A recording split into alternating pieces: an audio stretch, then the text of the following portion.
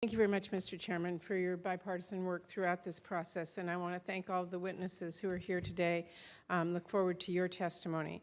As the Chairman said, 6 months ago, we began a series of bipartisan hearings on the opioid crisis and asking questions and seeking answers to learn more about its root causes and ripple effects and what meaningful action we can take to help our families and communities.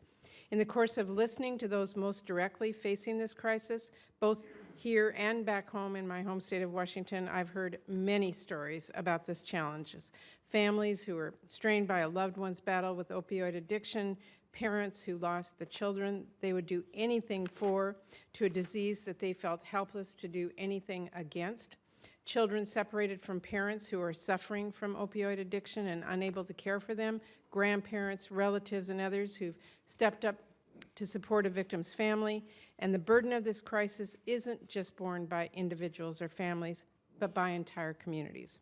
An elementary principal back in Washington told me about the kids at his school who were unable to focus on their studies because of the trauma of their parents' disease, and the teachers who have to face the challenge of supporting these students and addressing the trauma in their classrooms. The staff at a hospital in Washington told me about how many of the babies they deliver are born to mothers suffering from addiction, including opioid addiction. And this committee has heard from experts in the field who are fighting this epidemic. We've heard from community leaders and state officials about the tools that they are using, the tools that they still need, and the role of data and technology. We've heard from agency heads and researchers about the need for new resources and authorities and the potential for new discoveries to help treat those struggling with addiction. We heard from a journalist who followed the crisis closely about how we got here and how our communities are in the front lines turning the tide. We've heard from governors about the lessons they've learned in the laboratories of democracy that we can put to use on the national level. We've heard about the challenges and opportunities, the successes, the failures, the hope, and the heartbreak of this crisis. So today we are responding with strong steps that build on our recent work to address it. The Bipartisan Opioid Crisis Response Act of 2018 was drafted with serious attention to the concerns that we heard. It offers some serious solutions to help address them. This legislation answers the call for more resources to expand effective treatment programs on the state level by reauthorizing and improving the targeted response grants from the 21st Century Cures Act. It answers the call for better tools to diagnose, prevent, and treat pain and addiction by empowering the National Institutes of Health with more flexibility to support high-impact research on public health threats, including this opioid epidemic. It answers the call for new products and solutions by clarifying the Food and Drug Administration's authority to require special packaging and safe disposal options, encourage the development and review of non-addictive pain treatments, and to keep illicit products from entering our country. The legislation addresses the need for better data and technology practices so health providers and pharmacies can spot patterns of potential misuse by expanding the Centers for Disease Control and Prevention's efforts to support states in improving prescription drug monitoring programs and encourage better and faster data collection and sharing between states.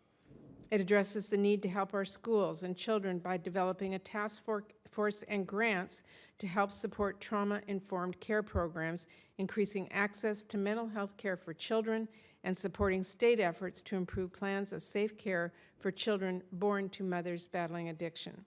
And it addresses the need to help our strained behavioral health workforce so that patients can get the care they need even if they live too far from a doctor's office by expanding loan repayment to behavioral health providers who practice in underserved areas, increasing access to behavioral health services in areas hardest hit by this epidemic and facing provider shortages, and authorizing new grants to target the workforce shortages in substance use and mental health treatment.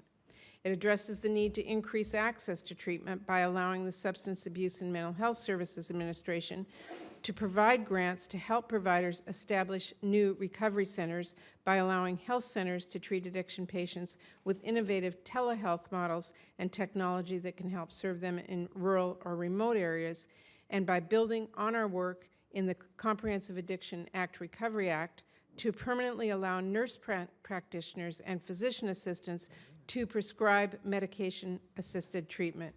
It addresses the need to give those affected by this disease a path forward by providing grants for workforce training to help them get back on their feet, and addresses many other challenges, big and small, that we've heard from people across the country working to turn the tide of the opioid epidemic.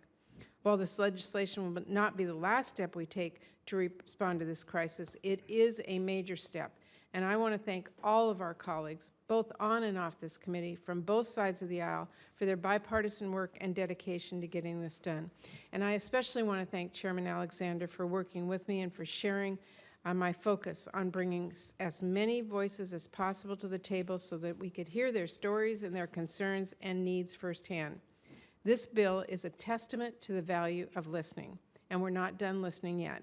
Many of the policies presented here are still works in progress, and we are committed to working together with stakeholders to help make sure we can include as many of the good ideas out there as possible. So I look forward to hearing what our witnesses have to say today to add to this conversation as we work to get this very important bill to the finish line for families across the country. Thank you, Mr. Chairman. Thank you.